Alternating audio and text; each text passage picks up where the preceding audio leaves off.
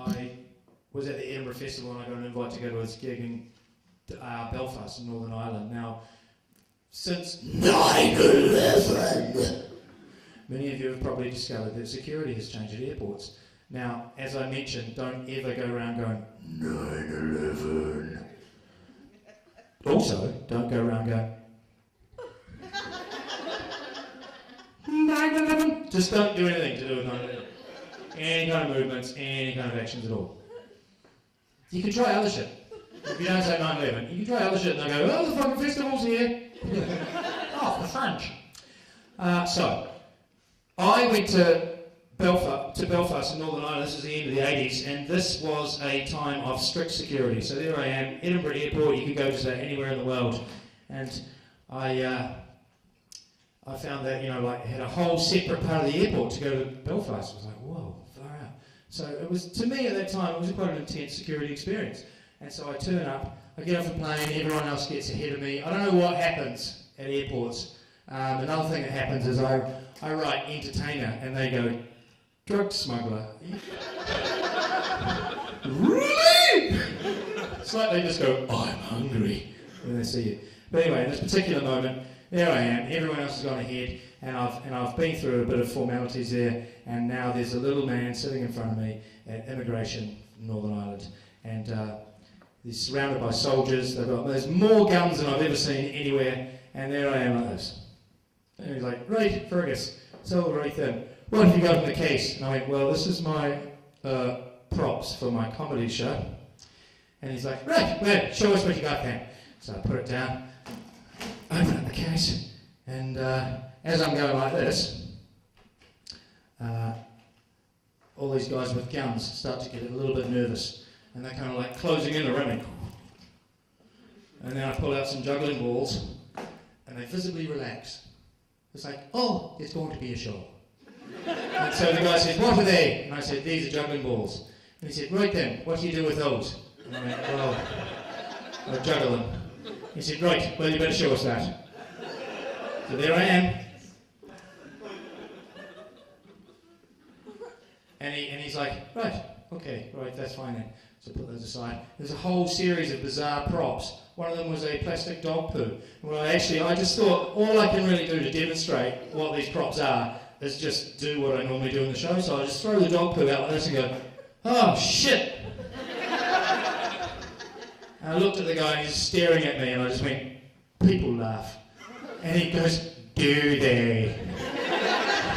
There's a whole lot more bizarre props. It gets more and more bizarre. And then towards the end, as I'm putting on this little, the last thing I had was like these little puppet hands that went onto my fingers and a little puppet head. And I'm just sort of like thinking, well, I just have to do what I normally do.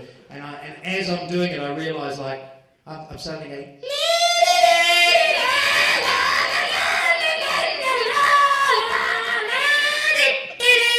and it's gotten very surreal in this little room. I don't think that your average passenger does this shit at immigration. And as I'm doing it, it kind of occurs to me like, oh, what I normally do here is I make the head blow off. I'm in Belfast! 1989! I'm thinking, what am I going to do? So I just go,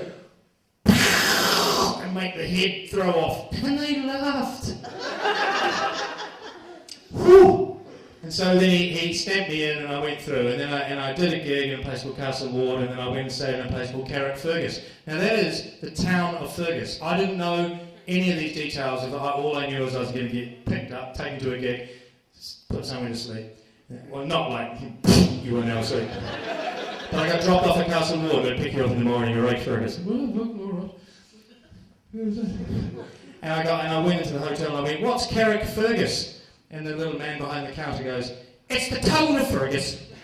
And I went, well, I'm Fergus and I'm from New Zealand. And I think he thought that I actually said, I want you to pour whiskey down my throat continuously for the next 14 hours until I have to go for my plane and not charge me for it, thank you very much.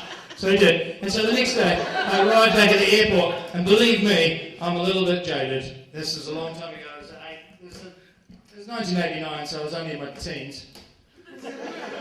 So anyway, I'm there, and I'm a bit tired. I go, mate, I've been carrot Fergus all night.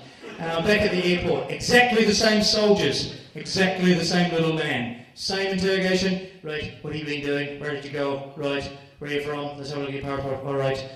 What's in your case? Same stuff. Right, show us. What are they? Juggling balls.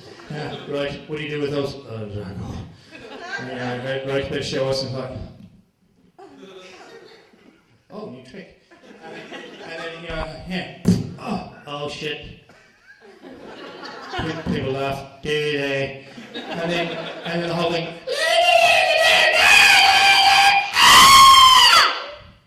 And then he stamped my passport, and all seriously, he looked at me and he said, "You know, Fergus, I have to say, with the benefit of hindsight, that all your jokes and all your japes are a lot funnier the first time round."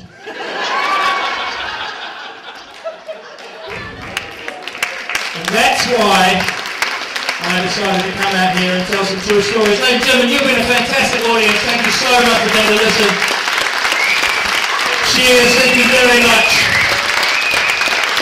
If you enjoyed the show, please just tell everyone you know. If you didn't really like it, give it to yourself. No one likes a whiner.